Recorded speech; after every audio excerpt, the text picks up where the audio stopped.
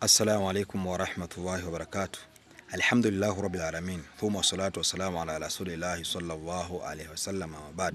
Hatunabudi kumshukuru Allah subhanahu wa ta'ala, lakini pia kuzitaka rehema na amani zimwendee Nabii Muhammad sallallahu alaihi wasallam.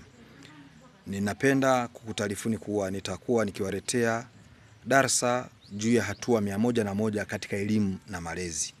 Kwa hiyo leo tutakuwa ni sehemu ya utangulizi ambao hatuzungumza hatua yoyote katika hizo hatua 101, lakini tutakuwa na utangulizi wa maneno machache ambayo tutayanukuu hapa, ambayo maneno yako kama ifuatavyo kwamba kama ambavyo haiwezekani kwa jua kutopata moto, vivyo hivyo haiwezekani kwa nyoyo zenye upendo, unyoofu na furaha, imani kutohurumiana. Leo tuna kizazi ambacho hakina huruma hata kidogo. Watu hawahurumiani. Wanadamu sisi kwa sisi hatuhurumiani, hatujaliani, hatuthaminiani.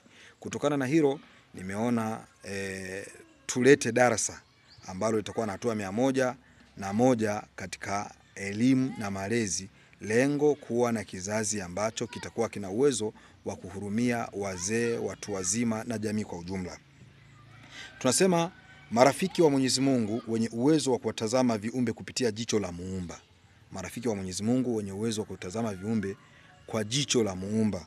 Kwa maana ukimuona kiumbe yoyote uamini hajajiumba, hajajiweka duniani, bali ameumbwa na Mwenyezi Mungu Subhanahu wa Ta'ala.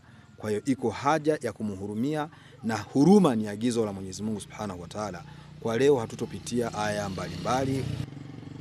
Katika hili hatutotazama aya wala hadithi kwa siku ya leo kwa sababu ni siku ya mwanzo, lakini tutatazama tu uhalisia wa maisha watu wanayoishi nayo. Lakini nasema wenye uwezo wa kutazama na huruma, upole na upendo, na wenye kupata uzima katika chemichemi ya upendo na huruma.